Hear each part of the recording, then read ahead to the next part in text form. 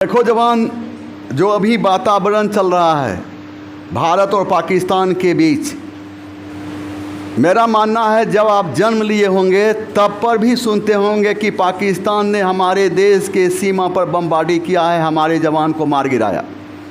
बहुत बर्दाश्त किया गया। इतना पाकिस्तान ने हमें क्षति दिया कि जितना बड़ा भारत आज मेरे पास है, अगर पाकिस्तान हमें क्षति नहीं दिया होता तो इससे डबल हम लोग होते। लेकिन बर्दाश्त करने का हद रहा। पाकिस्तान जिस तरह का काम करता है, हम मान सकते हैं कि पाकिस्तान निर्दोष है, हम मान सकते हैं पाकिस्तान निर्दोष है, लेकिन पाकिस्तान में आतंक को पनाह देने वाला ये आतंकवादी निर्दोष कभी नहीं हो सकता। पाकिस्तान को चाहिए जितने आतंकवादी हैं एक एक को चुन चुन कर बिना मुकदमा चलाए सभी को गोली मार देना चाहिए।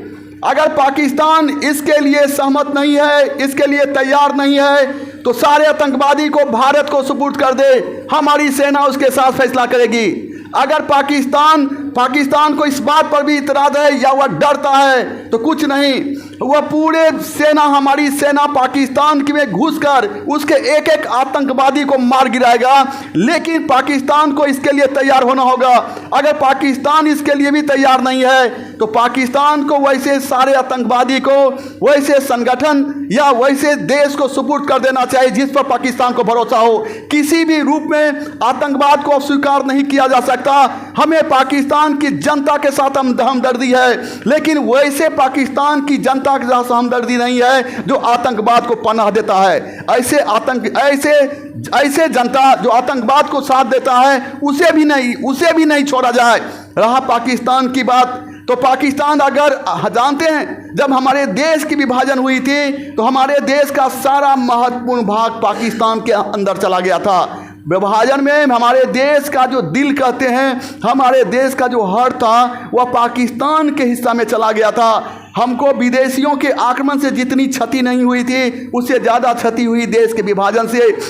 हमारा कपास उत्पादन करने वाले के साथ साथ बहुत ऐसे महत्वपूर्ण उद्योग थे जो पाकिस्तान विभाजन के बाद पाकिस्तान के अंदर चला गया था। विशेष करके मेरा कपास उद्योग, सूती बस उद्योग पूरी तरह से प्रभावित हुआ था। पाकिस्तान के पास जितने महत्वपूर्ण क्षेत्र भारत के विभाजन के पास दिया गया, अगर उसका वह सही तरीका से प्रयोग किया होता तो भारत से बहुत आगे पाकिस्तान होता। लेकिन पाकिस्तान अपने शक्ति का प्रयोग आगे बढ़ने में नहीं किया, भारत को गिराने में किया।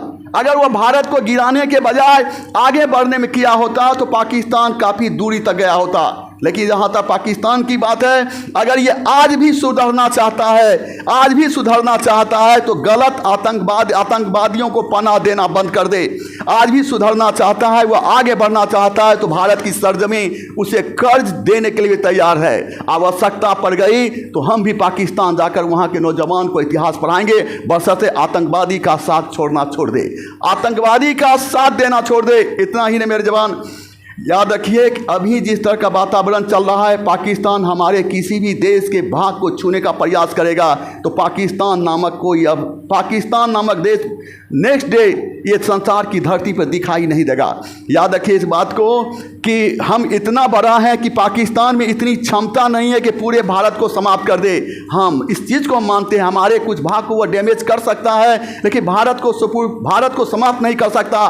लेकिन भारत से अब इसकी बात लड़ता है तो पाकिस्तान नामक कोई चीज़ नहीं रहेगा, ना कोई कभी देश रहेगा। रही हमारी देश की बात, तो हमारे देश में इतनी ताकत है कि हम इतने सहमत हैं कि हमारी जनता ही अपने पॉकेट से थोड़ा पैसा निकाल दे तो हम पाकिस्तान से ऐसे भी युद्ध जीत कर निपट लेंगे। पाकिस्तान से हमारी कोई कंपटीशन नहीं है। इतना ही नहीं, अब लगता है कि पाकिस्तान का जो दिन यह समाप्त होने वाला है। आने वाले समय में पाकिस्तान भी हमारे देश का ही एक हिस्सा होगा जैसे पहले था। जय हिंद।